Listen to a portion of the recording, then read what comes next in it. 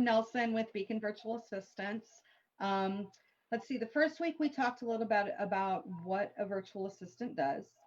Last week we talked about what the benefits of hiring a virtual assistant are.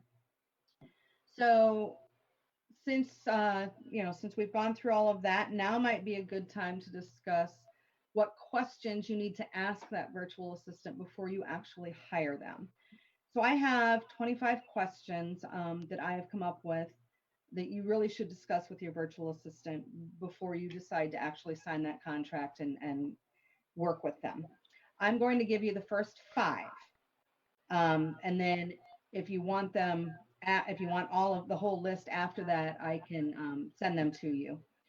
So the first thing we're going to talk about, the first thing you want to know is how long they've worked as a virtual assistant. Now, that doesn't necessarily mean as a virtual assistant itself. It could be how long they've done administration, how long they've done, Word documents, office documents, that kind of stuff. As I said before, I was always the go-to person in all of my jobs anytime the manager needed something done. So I had experience, a lot of experience, but I didn't really have an actual virtual assistant experience. But I did have experience assisting other managers. So that's the first thing you want to know. Second thing you want to know is what the background is. The background should lie within what you're needing. The core competencies of the virtual assistant should be with what you're needing, but it should be varied also. So unless you're needing a medical biller or a medical coder, you don't necessarily need somebody that has a coding certification. You just need somebody that can get in and get the work done for you. So you need somebody that's going to be varied, that's going to know numerous different programs, numerous different like softwares, somebody that can help you in an all-around type situation. Number three would be, can I talk to my virtual assistant before actually hiring them? Well, I will tell you that any virtual assistant worth their pay is going to want to have a one-on-one consult, whether it's a phone consult, in person, or on Zoom, to find out what it is that you need.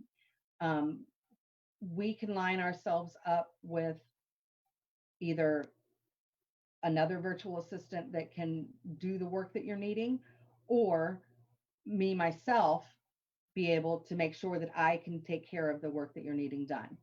So yes, you want to make sure that the consultation takes place, and that'll give you a chance to ask even more of the questions. Number four is how the virtual assistants are assigned to the client. And that's more for like the big agencies that are running, 6, 8, 10, 12 virtual assistants. You want to make sure that the person that is assigned to your account has the core competencies that you need to be able to do the job. And then the fifth one is basically, what time zone are you in? And that's not a huge situation to get around. The biggest thing is communication on that.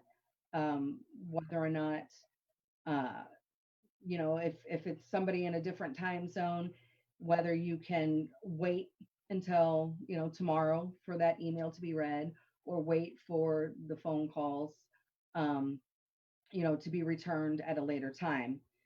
So it just makes take more flexibility and patience for you to be able to work with somebody in a different time zone, but it is possible. Again, this is just the first five on this list of like 25 items. If you would like me to send you the rest of the list, either drop a comment below or send me a message. You can either send it by email or send it by private message on Facebook. I'm totally fine with that. Again, Barb Nelson, Beacon Virtual Assistants.